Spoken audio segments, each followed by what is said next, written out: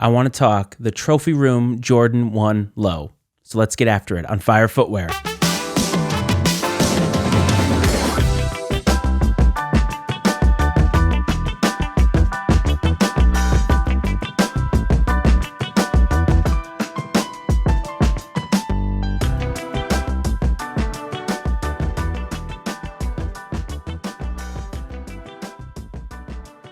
Welcome to Fire Footwear, everybody. I'm your host, Matt Freitz, and I want to welcome you back to this channel if you've been here before. And of course, if you're new, I just want to thank you. A very, very big thank you.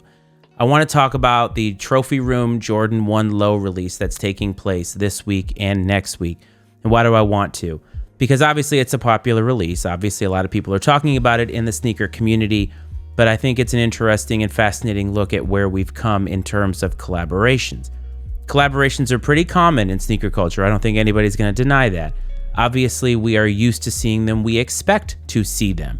We expect boutiques and shops and so forth to be able to put their own original stamps on shoes. Many times it has to do with Nikes, and most of the time it has to do with Jordans. Obviously, it's not the only silhouette and they're not the only company that's being highlighted here. Take a gander at them moccasins. What kind of skins is them?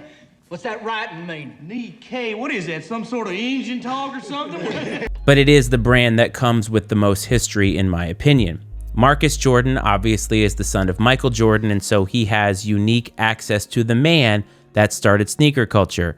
And I think that Marcus Jordan, when he was looking at his life, and I'm just speculating here, I really think that when he looked at his life, he was a fine basketball player, but he realized that sneaker culture and the community around sneakers was starting to build and build and build to this place that he needed to traffic in, because you're never going to meet the expectations of the people as related to, well, you're Michael Jordan's son, so what are you bringing to the table?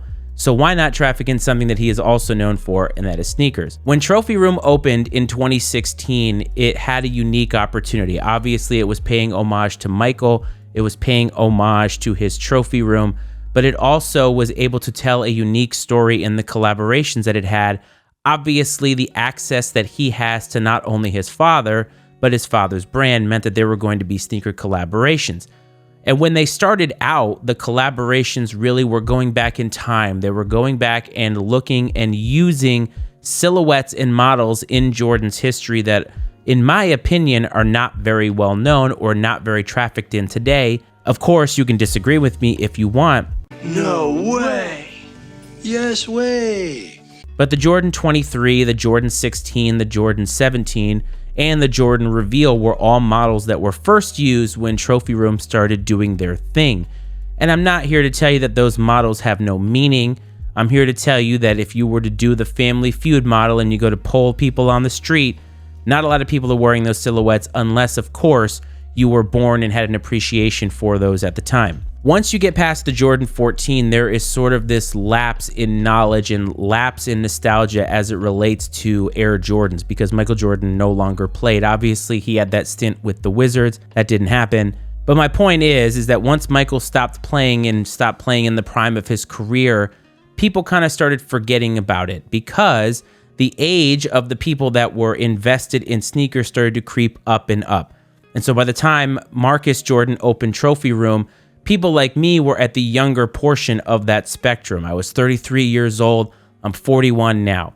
So imagine the people that had been in the game before. Imagine the people that were 10, 11, 12, 15 years old when the first Air Jordan came out. Now we're talking about mid-40s, possibly even late 40s. And if you look at the influx of younger people into the culture, of course, you're going to have people who possibly weren't even born when Michael Jordan was playing.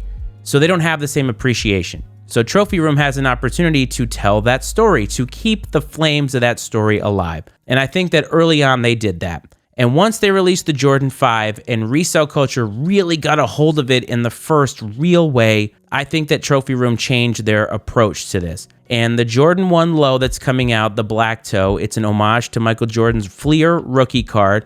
Not saying it's a bad story, not saying it's a bad execution or anything like that. Those of you who have the shoe and are reviewing the shoe or have reviewed the shoe probably have a lot of nice things to say about it. But do you have nice things to say about Trophy Room? Because I think Trophy Room has started to go down the road of trying to placate resell and hype rather than this story. I don't know this for a fact. I don't know anything about Marcus Jordan outside of what we know in the public realm, and we're not really here to talk about his public relationships. But Trophy Room has now done 2 Jordan 1s, and eventually they were going to get there, but I kind of wonder if they're going to start going down this road of things that are easy. The Jordan 1 Chicago and the Jordan 1 Low Black Toe are iconic and all of that. But I think that they're cheap, and I think that they're easy to use in this particular case. I think that Marcus Jordan has almost a responsibility to tell a better story, and he may do that at some point. But I kind of wonder if maybe Marcus Jordan has gotten caught up in all of the things that we see as negative in sneaker culture, and has maybe forgot about what he started back in 2016. The campaign for this shoe is about wearing your shoes, and that's ironic because resellers are going to get this. The allegations of backdooring with the Jordan 1 freeze out, that went straight to resellers. The resale price skyrocketed on StockX and GOAT, and many people thought it was because the backdooring was going to people who were going to resell them. And so the idea of wear your sneakers seems to me to be more of a PR move to get people off the scent of possible backdooring and onto the scent of, hey, I'm a sneakerhead too.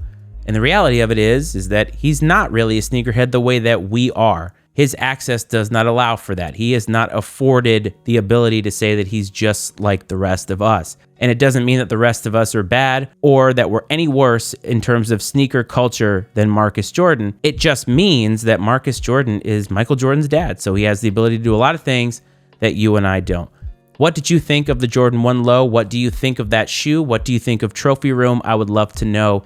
Get in touch with the show at FireFootwearPod on Instagram. Email the show, firefootwearpod@gmail.com. And please support the Matty Ice Media Network at the flag above me, mattyicemedia.com, for other podcasts and other YouTube channels such as Iceman and Coach. I would love to hear from you. I'd love to know what you think of Trophy Room. I'd love to know what you think of all the other episodes. Don't forget to like and subscribe, all that great stuff. Hope this finds everybody well and safe, and I'll see you next time. This is Fire Footwear.